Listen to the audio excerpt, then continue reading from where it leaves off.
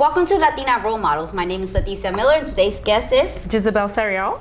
Thank you for coming to the show. Thank you for inviting me. So tell us a bit about yourself. I know you were in Miss Latin World. Tell us about that. Yes. What motivated you to participate? Okay, so there was a few motivations. First of all, I did not want to do it. I didn't feel like I belonged there. I had no previous experience. Never been a model. I was never a model before that. You could have fooled me. I know, right? Now I'm a model now, but no, okay. But yeah, back then I had no experience. They invited me and said, hey, there's a new category where they invite women that are, 28 and over, or been married, or are married, or have children, to be in this category. I thought it was interesting. Yeah. Because it makes you feel like you're not too old for certain things. But then I turned it down first. And then my daughter asked me, "Hey, Mom, why don't you do it?" And then what are you gonna say? Like, "Oh, I'm too old for this," or you can't say no to your daughter. No, I'm gonna teach her that she's gonna have limits, basically. So I was like, you know what? You're right, Mama. Why not? Why can't I do it? So that's how I got in.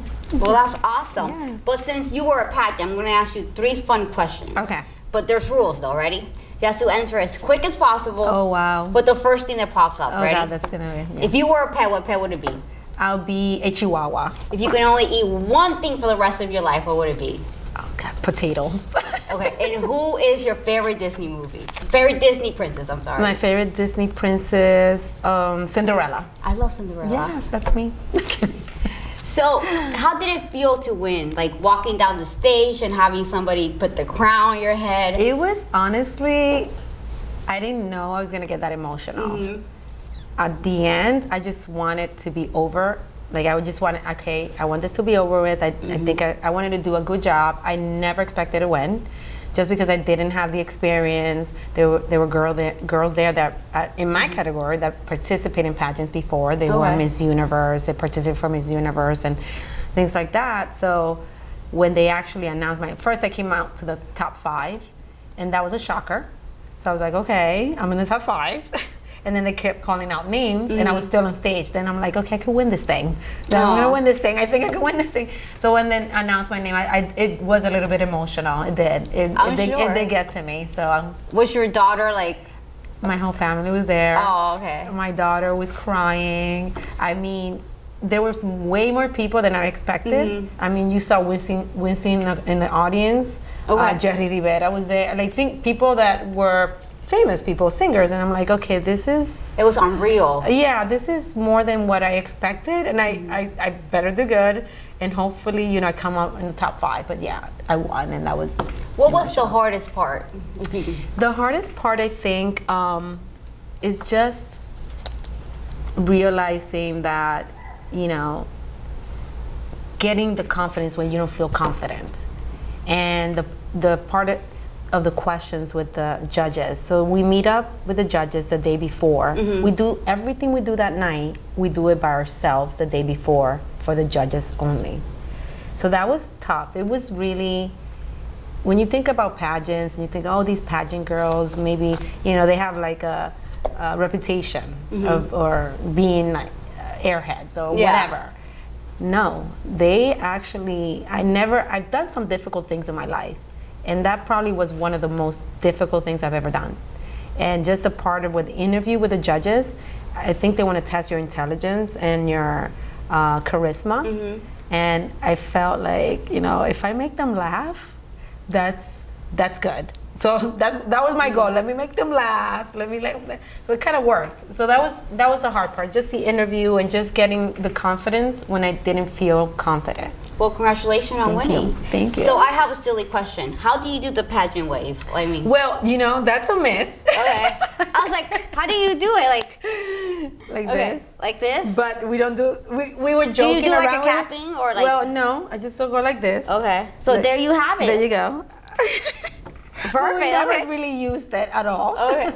How long do you have the crown on? Because I know if it was me, you'll see me at the grocery store, grocery shopping with the crown on for like a week. You know what? My brothers thought that I was gonna do that because they're like, okay, we're never gonna hear the end of this. She's gonna walk around with her crown now. That's me. That's And I felt like it. Or I pulled the crown and, hello, who are you talking to? Who do you think you're talking to, you know? So, but no, I didn't walk with the crown around. But yeah, we kept it on for a few, right after we won. And then when we had events and things like that, and we were required to wear Do you still have it? Yes, I do. I might know somebody who might want to like borrow it or something. I don't, maybe, you know. So how did winning influence your life? It opened, well, first of all, on a personal level, it definitely made me more confident. Like I said before, I was afraid to speak up. I was afraid to imagine when you're scared to be on stage or scared to give a speech. Yeah. And now you have to give a speech or walk in front of all these people, not only in your bathing suit. You know what I mean? Oh, yeah. And look intelligent in a bathing suit on stage. So on a personal level, it gave me a lot of confidence. Now, you know what? I was Miss Mundo Latina. A group of people judged me, and they said I was pretty enough, intelligent enough to have this. So it gave me that confidence. Socially, it definitely opened the doors. I met so many amazing people in Orlando, so many influential people, and I've been in interviews, and it taught me how to open more about who I am really, what I do, what I can do. So it influenced, believe it or not, in every aspect of my life, even in professionally, because I also am I work for a developer, so that increased my sales. Oh, I'm sure. Yeah, just the confidence of like speaking in front of everybody. Exactly. That's like one of the biggest fears. Exactly. So yes, it definitely was very influential. It was a big moment in my life. How old were you when you won? Do we have to say that? if you're gonna count and they're gonna okay. So how did it help you? I'm joking. We're gonna take that out. How did it help you with your grief recovery? Okay, so because it did help me on a personal level, I was afraid of putting myself out there. As a grief recovery specialist, the number one thing you have to be is vulnerable. When you have a client in front of you, or a grieving person in front of you, or a group of people, because we could be a specialist for individually or groups, you have to be vulnerable of your grief, and your grief since you were a child. And not only at the moment when you figured out that you've been grieving for such a long time, because there comes a moment in your life where you grieve about something, a loss of a child, or a loss of faith. It's just not, there's so many types of grief. You're gonna experience at least 40 types of grief in your lifetime. Loss of faith, loss of hope, loss of a job, loss of a pet. And when you go through that grief, yes, you feel it, but then you realize you've been grieving about other things your whole life, and you've been carrying unresolved grief your whole life. So it definitely made me more vulnerable. It did influence that part of my life as well. How did you get started in this line of work? Is it something personal that happened to you? Or? Yes. At the time and we'll go back to the pageant time, even though I was accomplishing those things and people were saying these things, and now I'm gaining all this confidence.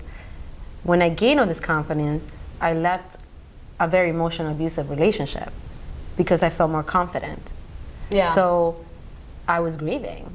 I was grieving throughout this whole thing. I was grieving. It was a very traumatic breakup. So I had to take my tools out that I learned. So you learn all these tools that you apply to yourself to help yourself with your grief. You apply those tools that you learn. So I got into that line of work before the pageant. I became a grief recovery specialist, but I wasn't doing it. I put it to the side. But once I did that and I went through that, then I started applying it more and applying it to other people. How in what way do people benefit from an unresolved grief? Well, to resolve their grief, it's gonna benefit their whole life. I mean, like I mentioned before, when you walk around with unresolved grief, you're pouring your grief onto other people and onto relationships. Let's say you never resolved your grief of a divorce. Even though your divorce was 10 years ago, and you met this wonderful person. Now you're engaged to this wonderful person. There's gonna be triggers in that relationship that are gonna remind you of that and that grief because it's unresolved. And that's just one type of grief, you know. And let's say you lose a job and you're grieving because you grieve. Grief is a change, anything that causes a change in a normal in your normal pattern of behavior. That's grief. So anything that changes when you lose, like I said, a pet. It's been known to make companies lose millions and millions of dollars a year from their employee when they lose their pets. So they benefit from having a grief recovery specialist tend to their employees. So either way, so anyway, you're gonna benefit from resolving your grief in every aspect of your life, even from your job, your relationships, everything around you. If somebody wants to contact you, especially with everything going on with the COVID-19, and they need help, how can we get a hold of you? Is there like a website or email you want to give? My website I'm still working on, but my email is gisabelsariol@gmail.com. And of course, they could contact me there. I give them the rest of my contact information. And yes, that's another thing I realized how much that work is needed. I put it to the side, and how much that work is needed is during these times, and in the future, after this, you're still gonna go through a lot of grief collectively and individually.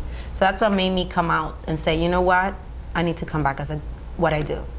So I was just told we're running out of time, but we have one final question for you. Yes. This is a serious question. It's gonna determine. I don't know about that. It's gonna determine our friendship. Ready? Okay. How do you feel about pineapple on pizza? Oh no. Oh no! Do you like pineapple pizza? I love pineapple I'm pizza. from New York. That's a no. That's a no. You're one of those. Oh, I'm one of those. Okay, we can't be friends. It's done. Well, thank you so much for coming today. Thank you for inviting me. Yes. This is Leticia Miller with Latina Role Models.